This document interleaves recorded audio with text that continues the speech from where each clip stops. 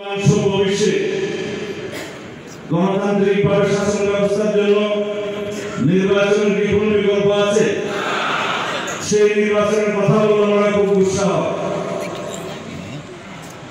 কেউ কেউ তাদের মতো উপদেষ্টা আছেন, তারা বলছেন যে তারা নাকি জনগণের দ্বারা নির্বাচিত, গণঅভ্যুত্থান নাকি তাদেরকে নির্বাচিত করেছে। একজন মহিলা উপদেষ্টা বলেছেন, আমি নাম বলতে চাই না। তো তারা যদি সেভাবে নির্বাচিত হয়ে যায় তো বাংলাদেশের নির্বাচন ব্যবস্থা আছে কেন? ইলেকশন কমিশনের কাজ কি?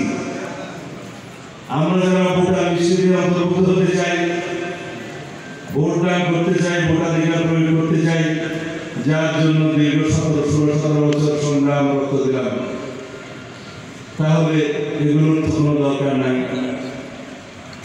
তারা নির্বাচিত হবে যতদিন খুশি অনির্দিষ্টকাল ক্ষমতা ভোগ করার জন্য স্বপ্ন দেখছে কেউ কেউ। আমি কয়েকদিন আগে একটা জনসভায় তাদের বিরুদ্ধে কিছু নসিহত করে বক্তব্য দিয়েছিলাম, আজকে দেব না। আমরা মাননীয় প্রধান উপদেষ্টাকে অনুরোধ করেছি, এখন করব, আপনি যত শীঘ্র সম্ভব বাংলাদেশের জাতীয় সংসদের পরবর্তী নির্বাচনটা ডিসেম্বরের ভিতরেই, যেটা আপনি ওয়াদা করেছিলেন, দেওয়ার জন্য সুস্পষ্ট রোডম্যাপ প্রদান করবেন। তাতে আপনার সম্মান রক্ষা হবে, এদেশের মানুষ আশ্বস্ত হবে, দেশের মধ্যে একটি রাজনৈতিক স্থিতিশীলতা প্রতিষ্ঠিত হবে, ব্যবসা বাণিজ্য অর্থনৈতিক কর্মকাণ্ডের চাকা চালু হবে, বিনিয়োগের জন্য একটা পরিবেশ সৃষ্টি হবে, দেশি বিদেশি বিনিয়োগ আসবে। আমরা বাংলাদেশের মানুষ সেটাই চাই। যারা আপনার কয়েকজন উপদেষ্টা বিভিন্ন রকমের চক্রান্ত করে দেশে অস্থিরতা এবং অস্থিতিশীলতা সৃষ্টি করতে চায়, তাদের সম্পর্কে আপনাকে আমরা জানিয়েছি, আপনি সেই বিষয়ে ব্যবস্থা নেন যাতে দেশের স্থিতিশীলতা রক্ষা হয়, কোনো রকমের অস্থিতিশীল পরিস্থিতি সৃষ্টি না হয়, রাষ্ট্রের মধ্যে কোনো অরাজকতার সৃষ্টি যাতে করার কেউ পায়তারা না পায়। আপনি সবার সম্মানিত ব্যক্তি, আপনি সেই ব্যবস্থা নেবেন, অন্যথায় আপনার সম্মান রক্ষা হবে কিনা আমরা সন্দেহান। কথাগুলো খুব নরম ভাষায় বললাম, সেজন্য মাননীয় প্রধান উপদেষ্টা খুব নরমভাবে নেবেন, আশা করি সেটা হবে না। বলছি নরমভাবে, মাননীয় প্রধান উপদেষ্টা, হয়তো আপনার কানে যেতেও পারে, নাও যেতে পারে, গেলে ভালো। আর যদি আপনি কানে না তোলেন তাহলে সবার জন্য খারাপ। ভাবটা এখন এমন হয়েছে, আপনাদের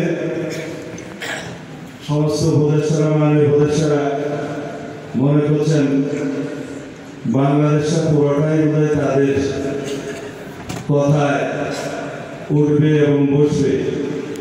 তারা মন যা চায় তাই সিদ্ধান্ত নেবে এবং আমাদেরকে মেনে নিতে হবে। আপনারা যে রাস্তায় হাঁটছেন সেটা অত্যন্ত অগণতান্ত্রিক পন্থায় হাঁটছেন। আপনারা কথা বলছেন গণতন্ত্রের বিপরীত ভাষায়, আপনারা কাজ করছেন আইনের শাসনের বিরুদ্ধে। একটি উদাহরণ দিয়ে কথা বলি। ঢাকার রাজপথে নগর ভবনে আজকে কয়েকদিন যাবৎ জনগণ ঢাকা নগর ভবন তালাবদ্ধ করে রেখেছে, চতুর্দিক থেকে তারা ঘেরাও করে রেখেছে।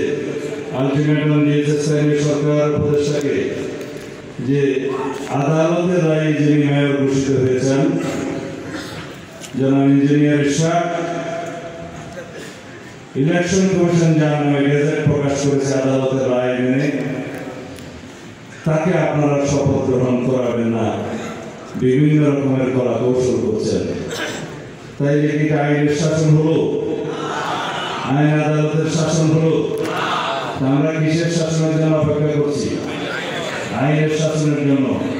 প্রফেসর ইউনূস সাহেব এবং আপনার একজন অল্পবয়স্ক উপদেষ্টা স্থানীয় সরকার মন্ত্রণালয়ের দায়িত্ব আছেন, তারা মনে করছেন যে তারা আইনের আদেশ মানবেন না, কোর্টের আদেশ মানবেন না, ইলেকশন কমিশনের গেজেট নোটিফিকেশনকে তারা তোয়াক্কা করবেন না, তাহলে গণতন্ত্রের বিপরীতে আপনাদের যাত্রা হলো।